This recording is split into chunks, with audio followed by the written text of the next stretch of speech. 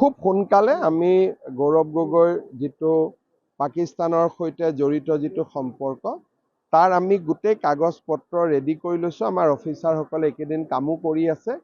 খুব সোনকালে মই আপোনালোকৰ আগত এইখিনি দি দিম। এইটো আমি জুবিনৰ ঘটনাটোৰ কাৰণে ৰখি দিবলগীয়া হ'ল। গতিকে জানুৱাৰী মাহ পাৰ হৈ ফেব্ৰুৱাৰী নাপায়, জানুৱাৰীতে এইটো বিষয় আপোনালোকক আমি ক'ব পাৰিম। চক মানুহৰ আটাইতকৈ ডাঙৰ কথা যে পাকিস্তান ভাৰতৰ এখন শত্ৰু ৰাষ্ট্ৰ, আমাৰো শত্ৰু ৰাষ্ট্ৰ। ইলেকশ্যন খেলা নেখেলাতকৈও যে পাকিস্তানৰ লগত সম্পৰ্ক থকাটো উচিত নে অনুচিত, এই গোটেই কথাবিলাক অসমৰ ৰাইজে বিচাৰ কৰিব। আপোনালোকে চাওক, আজিৰ পৰা 4 মাহ আগতে গৌৰৱ গগৈয়ে স্বীকাৰ কৰিলে যে মোৰ 2টা ল'ৰা ব্ৰিটিছ। আজিলৈকেতো ভাৰতীয় নকৰিলে। ঠিক আছে, ভুলতে কোনোবা ক'লে কোভিডৰ সময়ত লৈ ল'লে, কিবাৰ সময়ত লৈ ল'লে, যি ক'লে আমি এইবোৰ এৰি দিলোঁ। কিন্তু আজি 4 মাহ তেওঁ যদি ধৰি ল'লোঁ তেওঁ অসমৰ মুখ্যমন্ত্ৰী হ'ব খোজে, তাৰমানে মুখ্যমন্ত্ৰীগৰাকীৰ ঘৈণীয়েকো ভাৰতীয় নহয়, ল'ৰা ছোৱালী দুটাও ভাৰতীয় নহয়।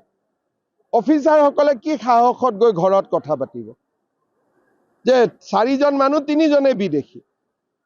গতিকে এই কথাবিলাক অসমৰ মানুহে জানে, বুজে, শুনে, আৰু অসমৰ মানুহে এনেকুৱা মানুহক কেতিয়াও অসমৰ বৰঘৰত সোমাবলৈ অনুমতি নিদিয়ে। খুব সোনকালে আমি গৌৰৱ গগৈৰ যিটো পাকিস্তানৰ সৈতে জড়িত যিটো সম্পৰ্ক তাৰ আমি গোটেই কাগজ পত্ৰ ৰেডি কৰি লৈছোঁ। আমাৰ অফিচাৰসকলে এইকেইদিন কামো কৰি আছে।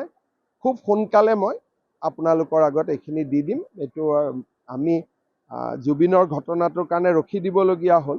গতিকে জানুৱাৰী মাহ পাৰ হৈ ফেব্ৰুৱাৰী নাপায়, জানুৱাৰীতে এইটো বিষয় আপোনালোকক আমি ক'ব পাৰিম। চক মানুহৰ আটাইতকৈ ডাঙৰ কথা যে পাকিস্তান ভাৰতৰ এখন শত্ৰু ৰাষ্ট্ৰ, আমাৰো শত্ৰু ৰাষ্ট্ৰ। ইলেকশ্যন খেলা নেখেলাতকৈও যে পাকিস্তানৰ লগত সম্পৰ্ক থকাটো উচিত নে অনুচিত, এই গোটেই কথাবিলাক অসমৰ ৰাইজে বিচাৰ কৰিব। আপোনালোকে চাওক, আজিৰ পৰা 4 মাহ আগতে গৌৰৱ গগৈয়ে স্বীকাৰ কৰিলে যে মোৰ 2টা ল'ৰা ব্ৰিটিছ। আজিলৈকেতো ভাৰতীয় নকৰিলে। ঠিক আছে, ভুলতে কোনোবা ক'লে কোভিডৰ সময়ত লৈ ল'লে, কিবাৰ সময়ত লৈ ল'লে, যি ক'লে আমি এইবোৰ এৰি দিলোঁ। কিন্তু আজি 4 মাহ তেওঁ যদি ধৰি ল'লোঁ তেওঁ অসমৰ মুখ্যমন্ত্ৰী হ'ব খোজে, তাৰমানে মুখ্যমন্ত্ৰীগৰাকীৰ ঘৈণীয়েকো ভাৰতীয় নহয়, ল'ৰা ছোৱালী দুটাও ভাৰতীয় নহয়। অফিচাৰসকলে কি সাহসত গৈ ঘৰত কথা পাতিব যে 4জন মানুহ 3জনে বিদেশী?